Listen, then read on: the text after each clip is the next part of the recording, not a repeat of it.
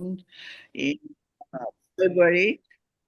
We are here again with Debbie, who's a very familiar face. As you know, she is the director and founder of ALTSEAN, an organization that care about ASEAN and Burma. I am Leah Sciortino, the director and founder of SEA Junction, with this public venue here in Bangkok. And as you know, we have done this series of updates to keep attention to Myanmar. A lot has happened this last month, and I think we will hear from Debbie, both in terms of the election, what is happening on the ground, as well as the U.S. Ending of protection for refugees in the United States. So there is a lot going on. Without further ado, I give the floor to Debbie, and also I want to thank here Mizzima and Irrawaddy, who always broadcast our event so that we get a larger reach than we could on our own. Please, Debbie. Hi, Leah. Hi, everyone. Welcome back, and thanks for having me again for this session. I thought that I would like to start this session off a little bit of a bang, pardon the pun. I'm going to try and share my screen, and hopefully the recording that I'm sharing will have the sound. If it doesn't have the sound, please let me know so that I can restart it. Okay, here goes.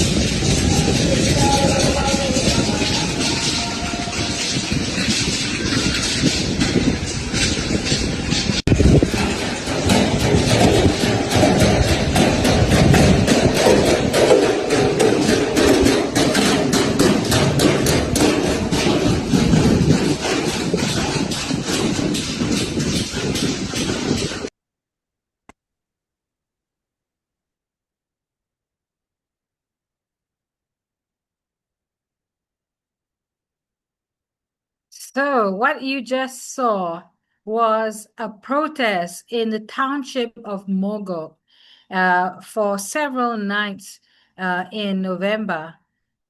Yeah, local people protested by banging their pots and pans, very similar to what happened in the beginning months of the coup in 2021, where people could only protest using pots and pans. And what were they protesting?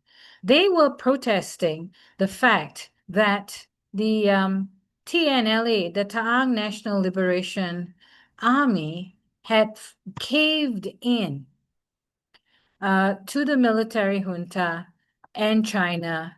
They agreed to hand over the city of Mogok, which is famous for its rubies in the Mandalay region, and the town of Mongmit in northern Shan state. They agreed to hand it over to the military junta after intense pressure by China and also intensified airstrikes targeting civilians in TNLA-controlled areas. For example, in the first week of October, 28 civilians were killed in the. This really caused a huge pressure on the TNLA to capitulate and to give in. And the TNLA itself had been criticized for extracting natural resources in that area. They were not that popular to start with, but they became even more unpopular when they gave in to pressure and agreed to hand over Mogok and Mongmen to the military junta.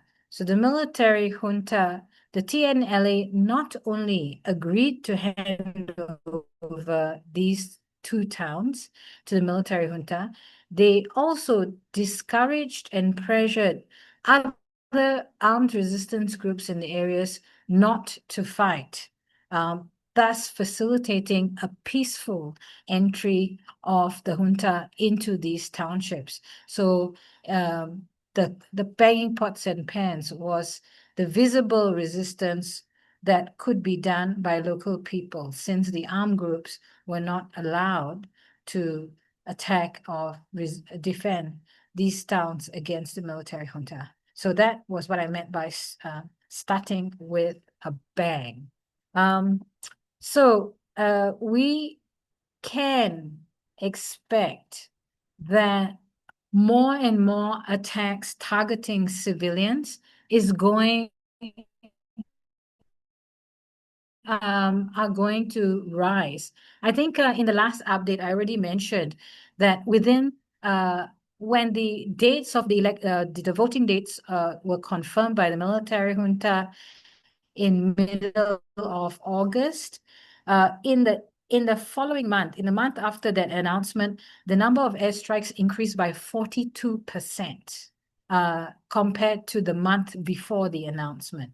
And in the month before the announcement, airstrikes were recorded in 10 townships, and this number of townships doubled in the month following the announcement of the confirmation of the election dates. So unfortunately, we need to brace ourselves for more attacks on civilians as the junta seeks to legitimize itself by killing off opposition or forcing armed groups to surrender or to cede control of the main population centers so that they can conduct their sham election. So speaking about sham election, I wanted to share another update. Just hang on a sec. Let me do this.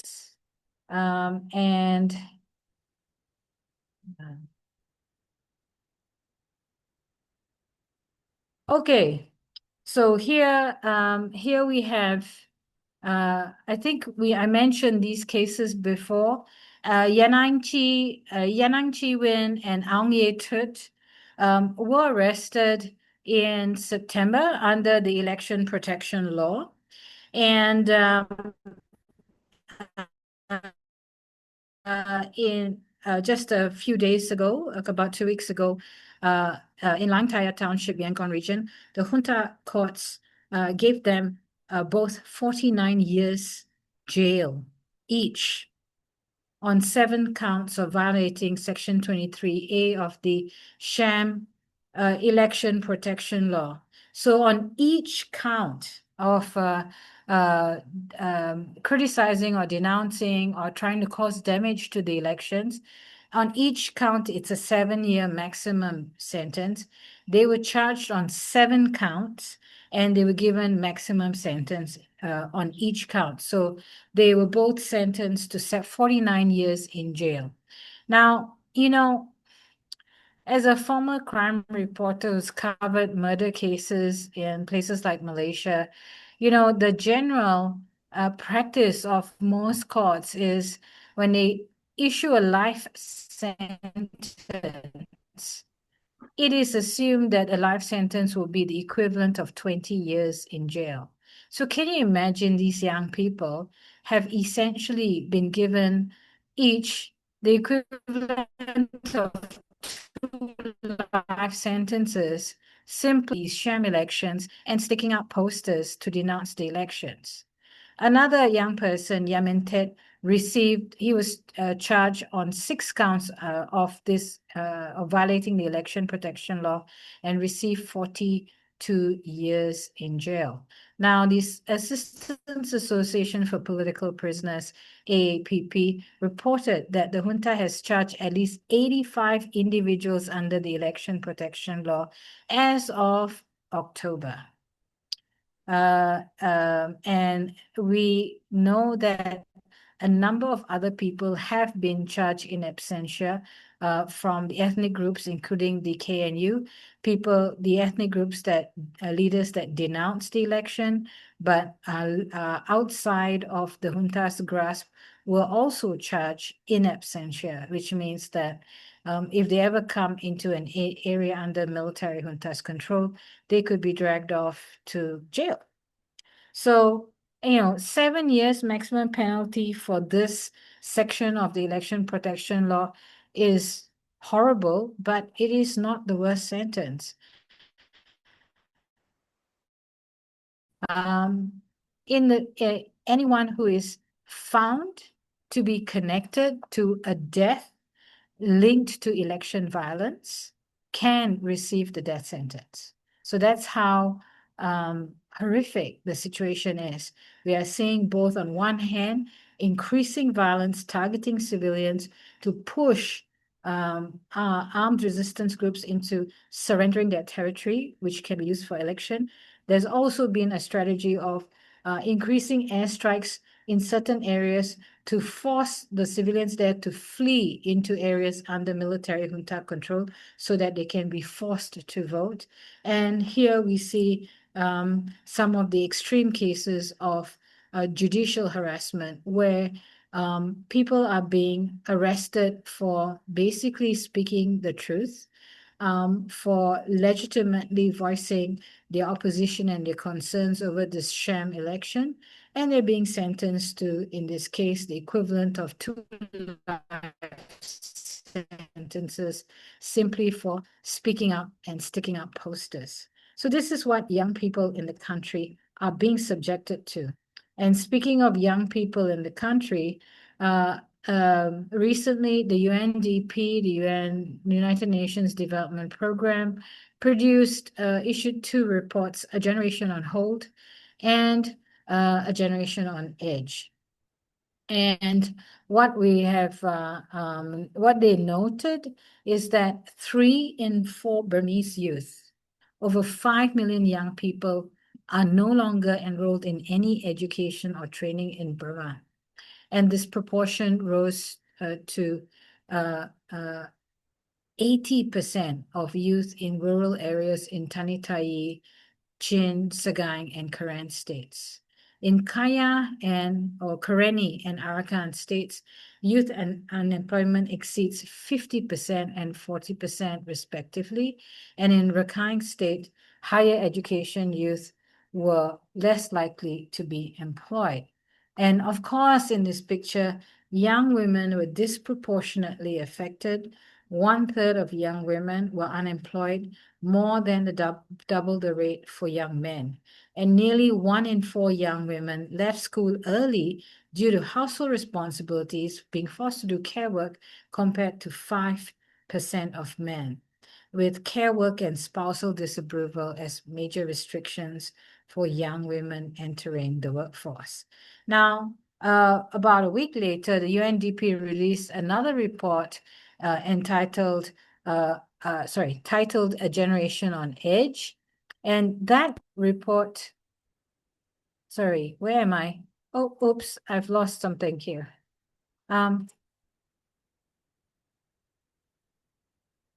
Leah, are you still there?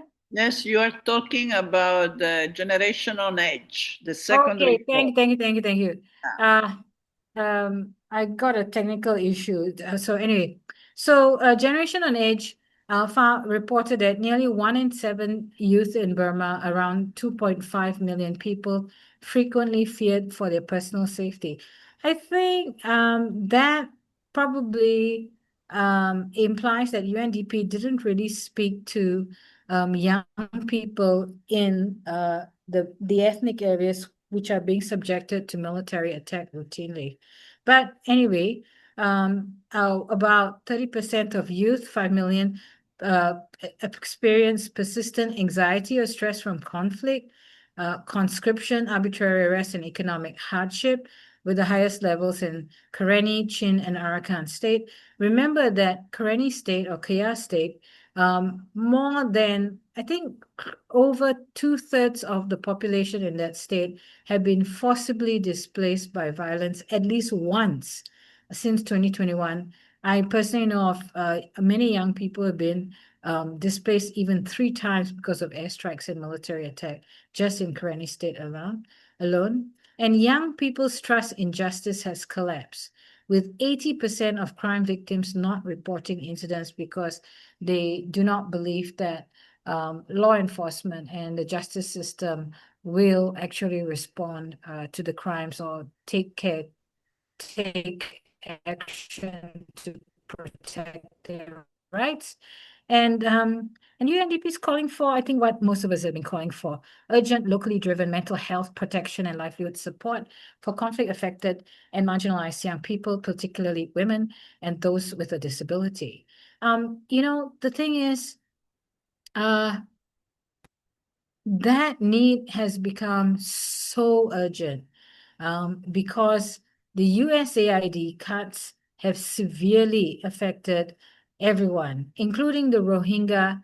And in Karenni state, the local civil society and political groups have already called for urgent action because they are saying that it's not just the situation of chronic displacement, but also the violence and the military's blockade.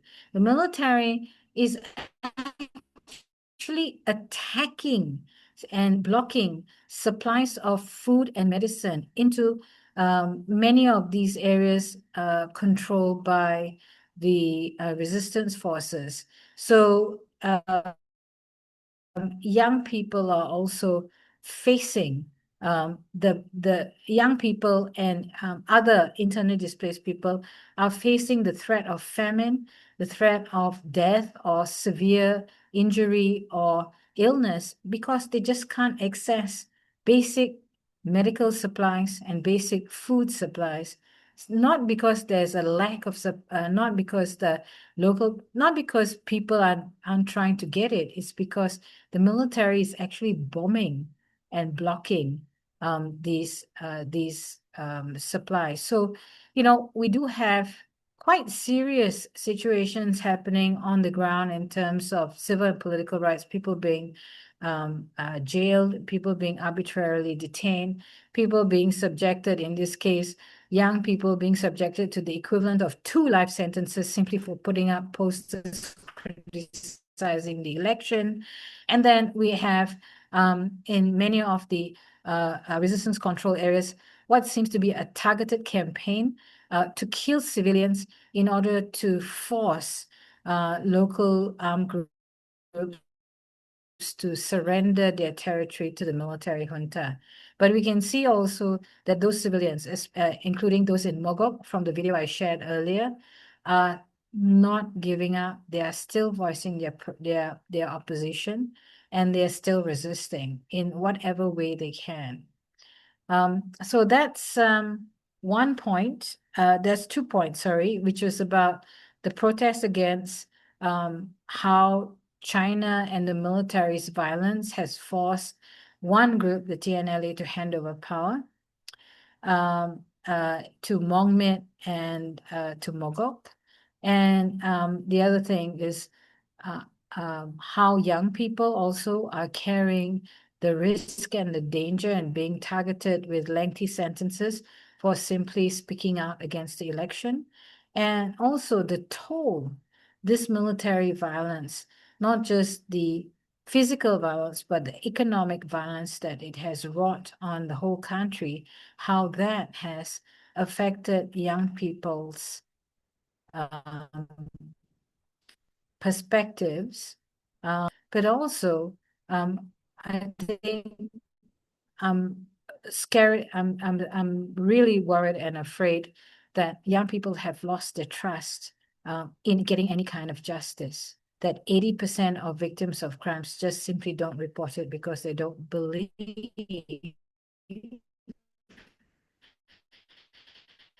that they could get any something to consider in terms of how do we drive hope, how do we build hope to get through the next few months, but also how do we stand as allies in solidarity with the young people of Burma at this critical time. Back to you, Leah. Okay, so I would like to start with some question, indeed, about concern that the ethnic groups are somehow falling out of the alliance just before the election, and how that the scam election, like you say, now that influenced the perception of what is happening inside and outside of Myanmar. Then the second question about what we said at the beginning about the US deciding to terminate, among the many crazy things that they are doing these days, they are also terminating protection for Myanmar citizens, saying in the report, I mean, in their justification that now everything is fine, more or less, and therefore is no longer justified. Now, we know that that has to do with internal American politics, but what is the implication again of the US doing something like this? Maybe these are the first two questions, and then we see the others. Okay, thanks, Leah, for those questions. I think the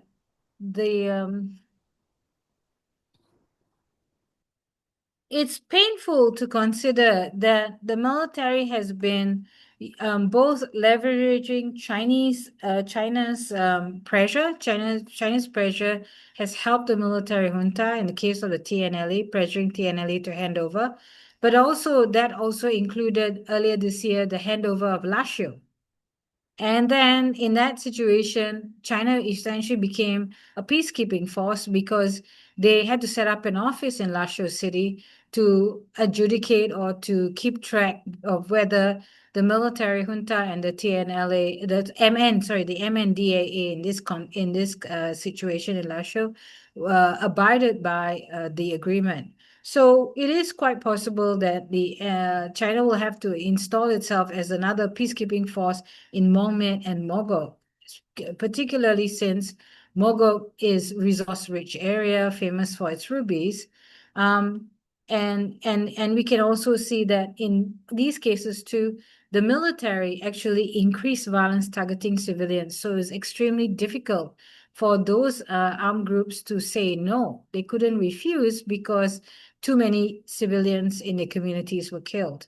Having said that, there has been, and this is part also of an ongoing tradition, that particularly in the past, ethnic armed organizations or ethnic resistance organizations often exploited natural resource extraction in their areas or imposed taxes on that extraction in order to fund their operations and also pay their soldiers and as well as gain access to weapons and other equipment needed to maintain the resistance.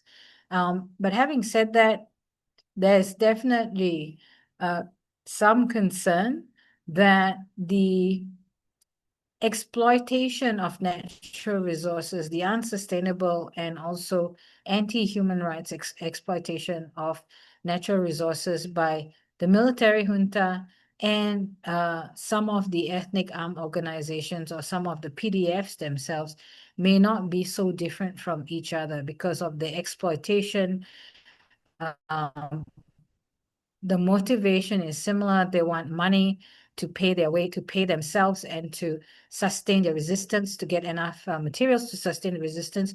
But, and this is where civil society has really been pushing in terms of environmental sustainability and respect for local property and local self-determination, that the local communities should have the right to have their interests protected, including protection against physical and health risks as a result of this very dangerous natural resource exploitation. In Mogo and Pakan, for example, when it's rainy season, hundreds of people over the years have died in landslides because of this unsustainable natural resource extraction. So I think the issue now is how can civil society and the political leadership of the resistance ensure that these armed resistance organizations do not become the mirror image of the military junta. We are going into, this is the 5th year of the resistance, and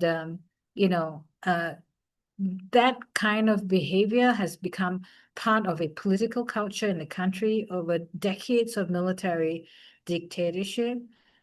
So actually trying to ensure that revolutionary forces behave according to the principles of the revolution is an ongoing challenge. And I think most people in civil society and in affected communities are pushing that challenge, saying if we are going to have a genuine federalism, we have to protect local interests, and including environmental sustainability, from groups that can fall into the trap of behaving exactly like the military junta.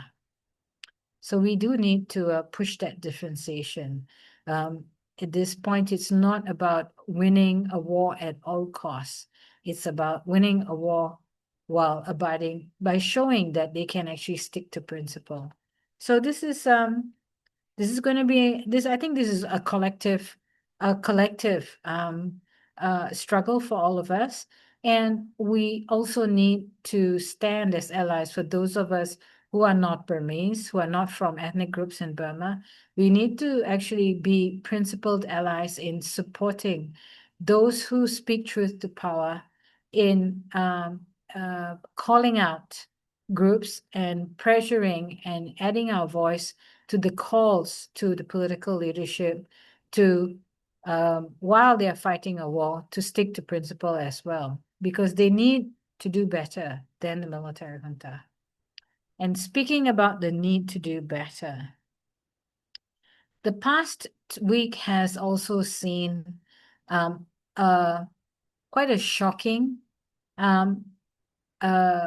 surge, and I think this is a cyber troops. This is actually a cyber war going on of people who claim to be Rohingya youth attacking Rohingya women who have been doing high-profile advocacy for the community.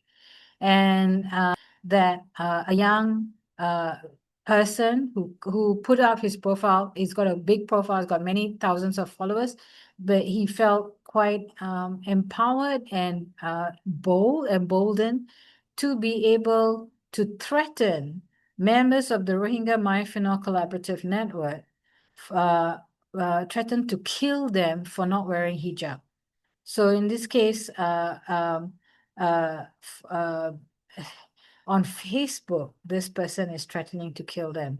And then when there was a resistance and he was called out, he actually said, you should take my remarks positively. So I don't know, threatening to kill, if anyone threatened to kill me because of what I was wearing or not wearing, it's a murder threat. It's a crime. It's not, I don't see how I could take it as in a positive light. Except to say that I would positively like to see that person charged for the crime of threatening my life. So, folks, if you are friends, if you are aware of the Rohingya Myfinal Collaborative Network, a network of young feminists who have not only done humanitarian work that goes straight to many neglected communities, but who have courageously stuck their neck out, literally, to promote Rohingya language and culture and rights for Rohingya people in a sometimes in a humorous way too. These are folks like Nora Aziza, who last week won the Australian Marie Claire Woman of the Year, who last year won New South Wales Young Woman of the Year for the state of New South Wales in Australia. These are people who were refugees who survived genocide and overcame that to come back and help their communities. And being targeted for simply being feminist is, especially in these 16 days of activism against violence against women, that this happening during this 16-day campaign, and stand in solidarity with them to condemn and to push back against an agenda that is trying to keep the Rohingya community down, to control the Rohingya community, and to stop young Rohingya women from having a role model of self-determination, of going back. I mean, this is the thing. Traditionally, Rohingya women were not unity.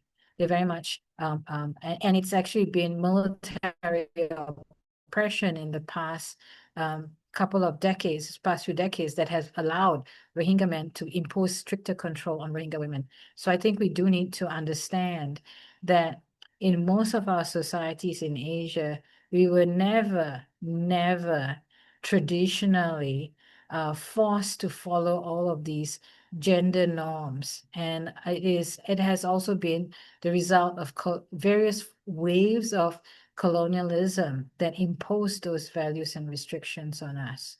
So I think we do need to remember back to the bad old days in Burma, where women control the marketplace. And the bad old days from a colonial perspective, because it was the Christian British colonials who came to Burma, and one person actually bewailed the fact that the Burmese women were too free and had too much independence. And in many respects, even in indigenous communities, it was the colonial forces of men who spoke exclusively with the men and recognized only male leadership that push women, which push women back. So I think we do, as in the spirit of decolonizing, stand in solidarity with women who have been affected in this way, and definitely this time when the Rohingya community is hurting so badly. And I say hurting so badly because, Leah, going back to the USAID cuts, it's already been reported that between January and September, as a result of USAID cuts in Cox's Bazar, there's been a rise of 11% in acute malnutrition in the camp. We've also seen Mr. Yunus, once a personal hero of mine because of his work for the Grameen Bank, now representing the Bangladesh government, saying that repatriation of the Rohingya back to Burma is the only solution because there's no money to take care of them. Fortunately, international civil society and aid groups are actually saying, no, you cannot deport them, because we are now in a situation where we are in the middle of a second wave of genocide of the Rohingya, where it is now both the military junta and the Arakan army subjecting them to genocidal violence, and ARSA and RSO, these so-called Rohingya armed groups, actually worsening the situation by abducting young Rohingya men from the camps to force them to join the army. So we are having a huge intensification of violence, and whether it's Bangladeshi authorities or whether it's the US government saying everything is fine or we have no choice and they have to go home, it is not just a gross negligence. You're basically driving tens of thousands of people to their death, literally. And I think this is also, I was reading the official statement of the U.S. government on the withdrawal of protection and visas, and I was thinking like, what have these people been smoking? Oh my God, what the fuck has been their brain? Anyone who just, you don't even have to, I'm sorry, you don't even have to read ALTSEAN School Watch or The Guardian. Just even read CNN, or you don't even have to look at Al Jazeera. Just read very mainstream media coverage, and you know that you are driving tens of thousands of young people, and I say a lot of people under the temporary protection in the US are young people. Some of them went there as students and got trapped in the US because of what's going on. You're forcing them into a situation of forced conscription. Into the young women are at high risk of sexual violence at the hands of this military. So I mean, like, you know, if we had a world court, we should be actually suing them for wanting to put people in danger. This is actually criminal negligence.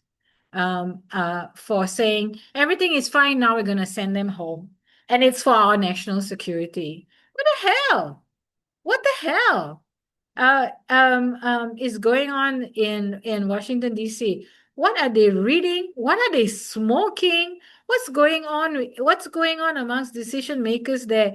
I mean, it is crazy. It is illogical.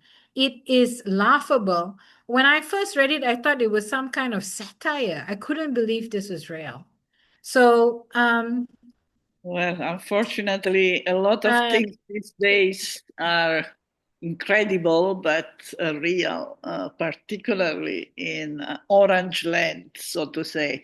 But let's move to sorry, another. I'm ranting and raving. But guys, Yeah, there was this is a fine. movie that came out about 30 years ago called Idiocracy. It's about a future USA that is run by idiots. Please watch it.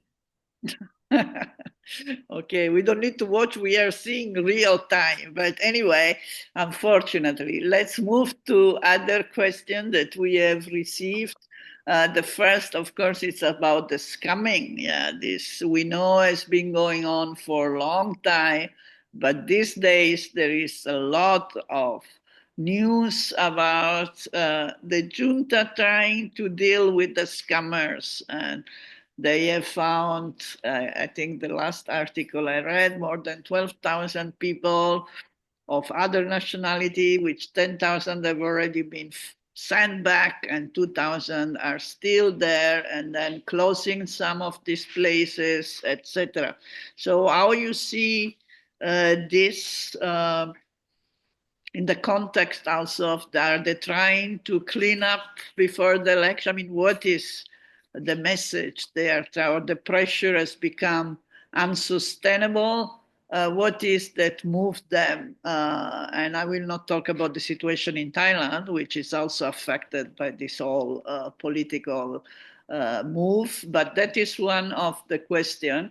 The other question is there is a lot of human trafficking, it seems, by boys from Central Arakan to Malaysia via the Miyawadi and Mysot. Have you heard, know about this? What can be done to stop it? I think this is, and the last indeed about the scam election. Who is supporting, who is not supporting?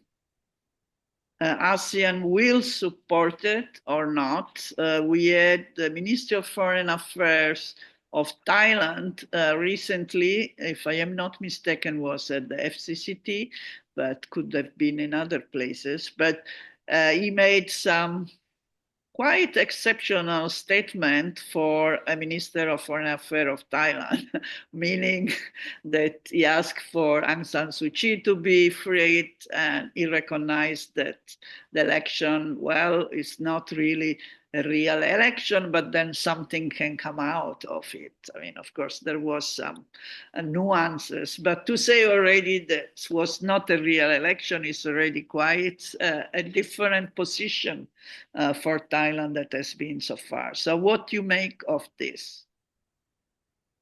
Okay, so bombing the scam centers or bombing places where there were supposed to be scam centers, it reminds me of how the military junta, previous military juntas used to burn drugs. They used to have Yeah. these famous drug burnings to show their commitment against drugs so that the international community and China and the rest of the regional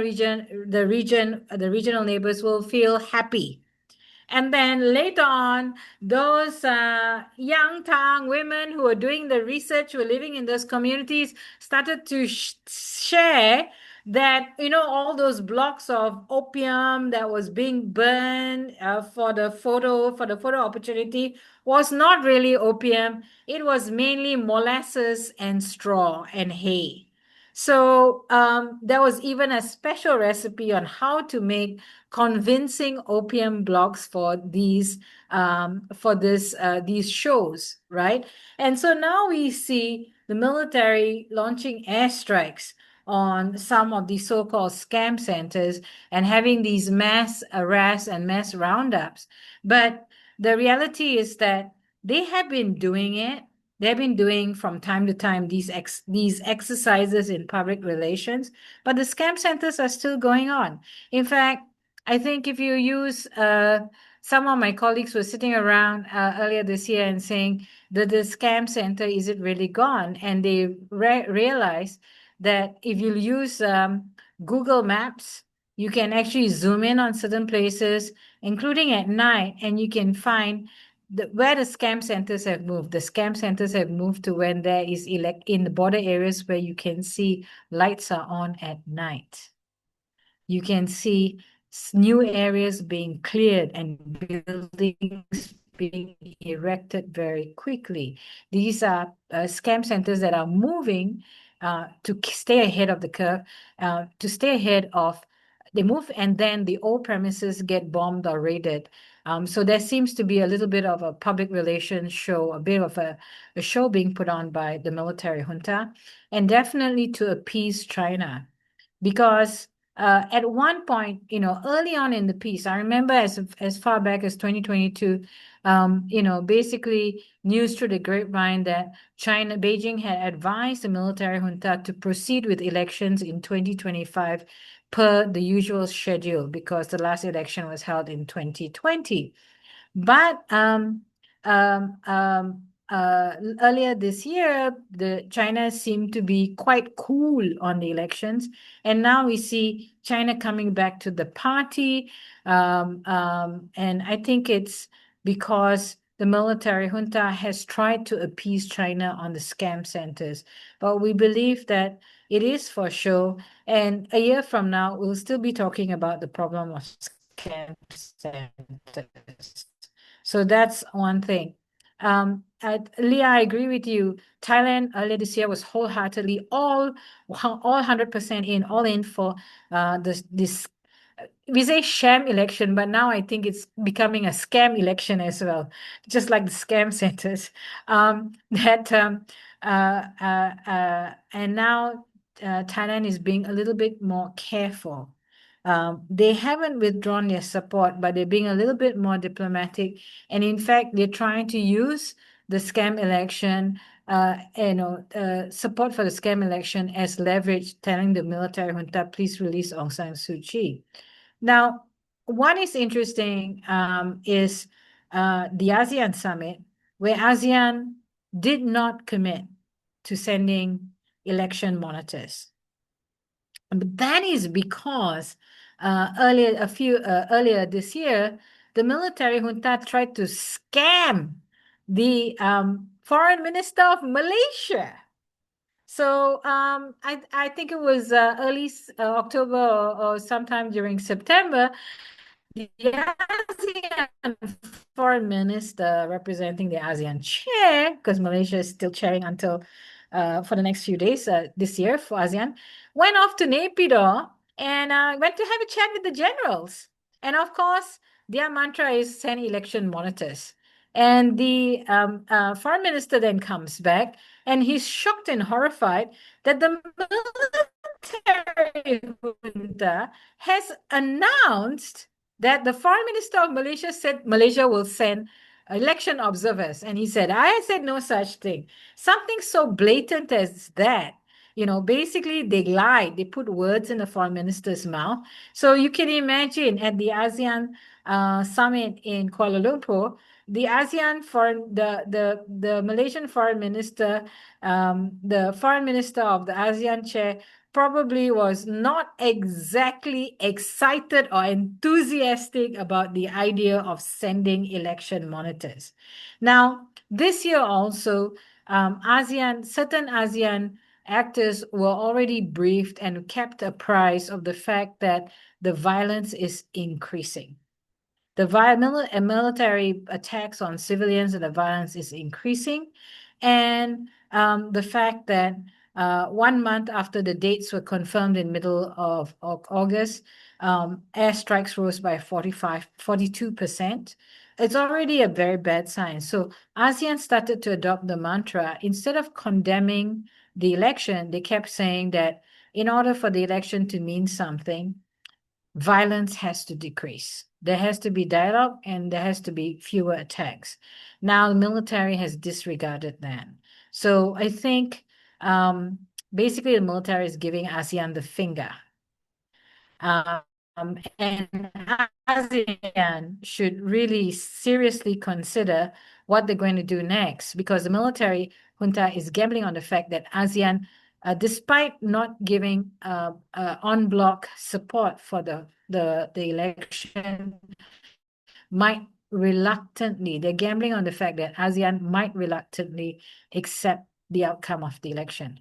But I think the military junta's continuing attacks on civilians is not a good sign to ASEAN. 49 years jail for simply putting up posters against the election is actually really unacceptable, really shocking to ASEAN.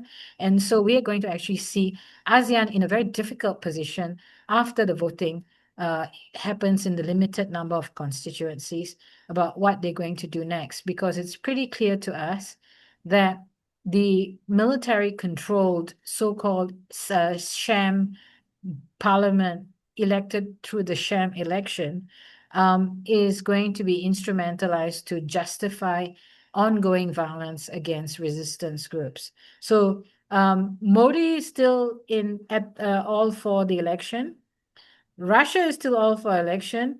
And Lukashenko from Belarus, all the way from Belarus, is all in for the election. It seems to be, I think maybe Thailand is being a little bit cautious now because they're in the same group of all of these despots, for want of a better. It's not very nice for Thailand to be in that same clique, because Thailand likes to be popular. Thailand does have an image to uphold, and they really should start disengaging themselves from this sham election run by a scam junta. Well, these are wise words. Let's hope that they listen to you. I think with this, we still have a few minutes to reflect on some of what has been said. I think many are commenting on the steps the junta has taken to free some of these more recent political prisoners, not the original one, but the one arrested more recently have been released. This is something that, of course, we welcome for the people themselves, but it's like a replay of what has been done by the junta in many other circumstances where you indeed free the political prisoner, or later on may also even free Aung San Suu Kyi if it goes so far, and then you give an amnesty to everyone to come back to Myanmar, and who knows, some group may accept it and then provoke a division among the opposition to the government, etc., etc. So there is a lot of talking about this kind of play that is nothing new, but it could have also consequences. If indeed, I mean, we don't expect to free Aung San Suu Kyi, but I mean, this seems to be the game, right? More so cover up of what you have been saying, of people being bombed more, of people being under sentences that are extremely heavy, to cover up with generous acts, so to say, generous within the context of Myanmar. Now, what do you think about that? Well, they released 5,000 political prisoners and suspended proceedings against 3,000 others. Now, I think the most poignant and in many respects painful photo of the week was this young man hugging his mother, and she had a breathing apparatus. She looked very frail, and at first most people thought it was a mother welcoming her son out of jail, but it turns out that both mother and son were in different parts of the jail, and it was the first time they could meet in several years, in a long time. And both and for a young man to see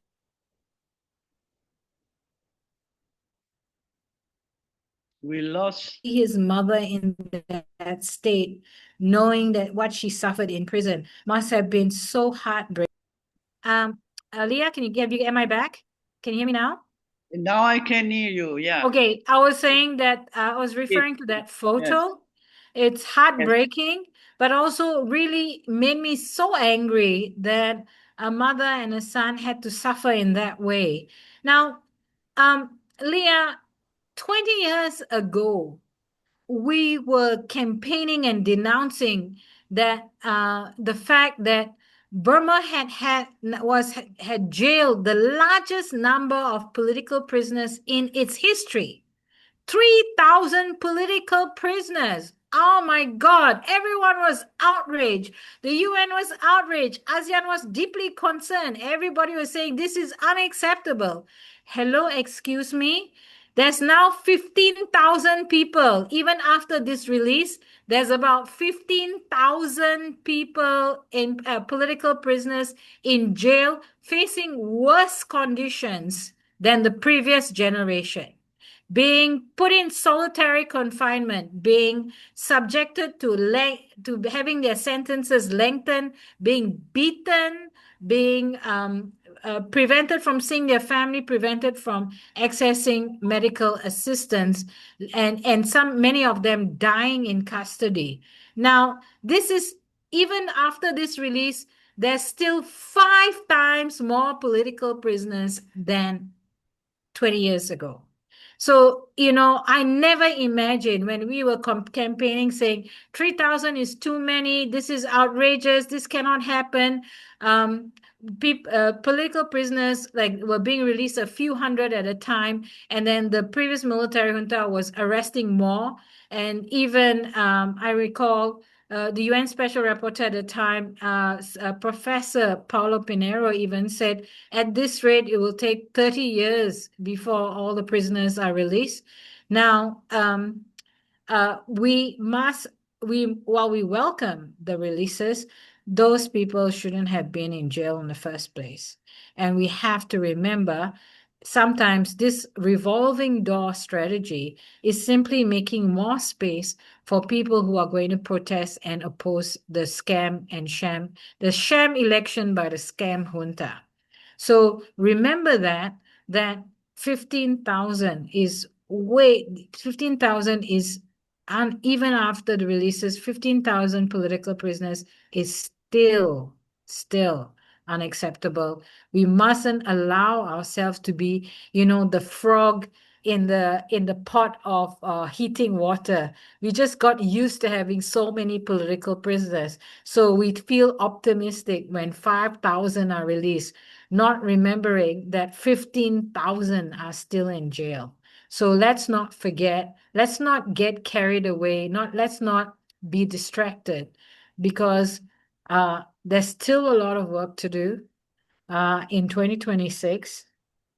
There's still a lot of determination. We still have to hold on to our determination, and we still have to act and think in solidarity with communities that are affected by this ongoing coup and the attacks on the people who are trying to change the status quo.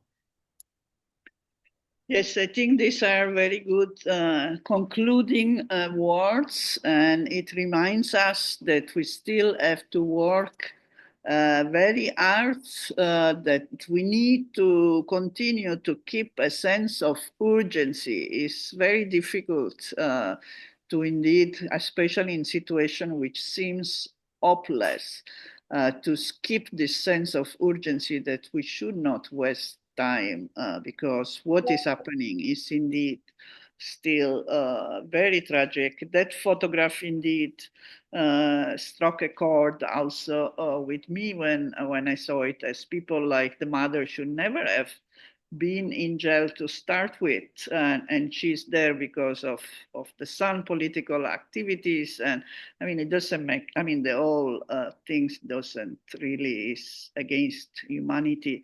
And uh, and we indeed need to do, because it makes a difference. We need to continue to believe that it makes a difference. And with these words of hope in the midst of darkness, I want to wish the best for the new year. This is the last update for this year, but we will be back in 2026. And indeed, there will be a lot to say about the scam. I don't know anymore if it is the scam election or the Shan election, the scam junta. I got confused here, but it's I mean, we know what Debbie means. You want to repeat what it is, scam election? The Or sham election by the scam junta. And someone just sent me a message saying that AAPP says there are still 22,704 people detained, political prisoners still in prison. So it's not 15, it's 22,704. So I hope everyone, please don't forget, get your vitamin C in you, be strong. Take care of yourself over the year-end holidays, because we got to be fighting fit. The first round of forced voting for this sham election by the scam junta is 28th of December. We are, folks at ALTSEAN are not taking holidays. We're going to be on standby. This your staff will love you for that. Oh, it's now my turn. I can't cook Christmas dinner for my family in Malaysia. It's gonna be cooking Christmas dinner for the team here in Thailand. So, it is something that we're absolutely committed to. I would say, in all the years of working on the Burma movement, I feel like this is the time of the greatest hope, because this has been the time of greatest change and resistance. And revolution is not only about winning territory. Revolution is about changing the very way we operate, in terms of ensuring that we are able to operate according to our values and not fall into the trap of becoming mirror images of a brutal military dictatorship. This is also a serious reminder, as indeed there are many concerns. I leave it at that. I will not try to add more, because we are already. I want to thank again our partner, Irrawaddy and Mizzima, and best wishes also to you. We know the media exile media are also under attack, and are also dealing with scarce resources, but hopefully again 2026 will be a better year for all of us. For SEA Junction, I want to remind that on 27 of January, we will have the opening of the 5-year anniversary of the coup and what is happening with the chronicle of what has been done by a young group of artists and photographers from Mysore. But don't miss the updates because that will be before the 27th of January. So thank you, Debbie, for being for us always, and see you in 2026. We Thank may you. not Bye. have so much resources, but we can still be resourceful. Exactly. Yeah, I wrote this one time about migrants. So it's good. So, but invite us to your lunch. Bye bye. Take care, everybody. Thank you.